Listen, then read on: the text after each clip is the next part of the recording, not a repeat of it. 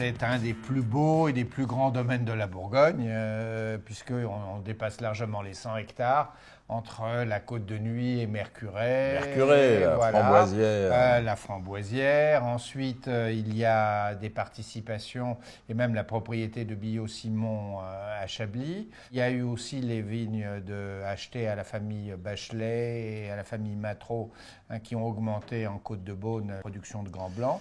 Et ces 100 hectares, ça reste un domaine familial et aujourd'hui, c'est dirigé par le fils et la fille qui s'occupent de l'activité. Ève et Erwan Vévelet qui sont très attachés à leur vignoble, comme leur père l'était, hein, François, mais qui dirigeait aussi ces grandes entreprises. Il avait d'autres activités qui lui prenaient un peu de temps. Puisque maintenant, ils ont tout recentré, évidemment, sur leur vignoble.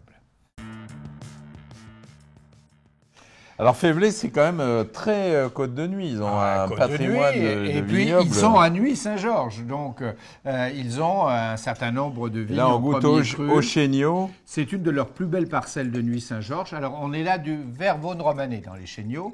Hein, oui, Nuits, c'est assez grand, voilà, donc les spécialistes disent... Nuits, voilà. Là, c'est Nuits côté Vaune. Voilà. Bon, ce qui est pas mal. Hein. Ce qui est très bien situé à mi-côte, c'est magnifique. Oui, un jour, tu nous expliqueras pourquoi Nuits n'a pas de grand cru. Parce qu'il y avait trop de bons terroirs et que ça aurait été très difficile de les délimiter.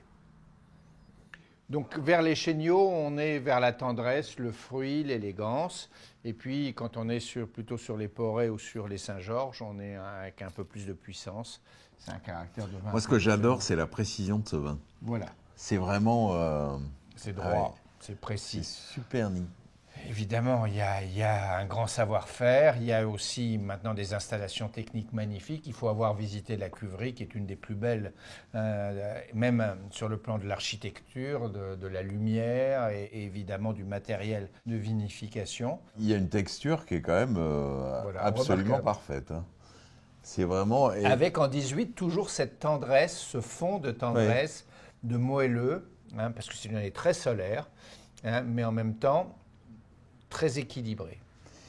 Et ce qui est formidable, c'est propre au Grand Bourgogne. C'est un vin qui est délicieux à boire aujourd'hui, mais à mon avis, je me dis que dans 100 ans, tous les deux, ici, parce que on existera, nous deux, et la Tour d'Argent aussi. Nous serons les fantômes de la Tour. Voilà, nous viendrons ici hanter la Tour.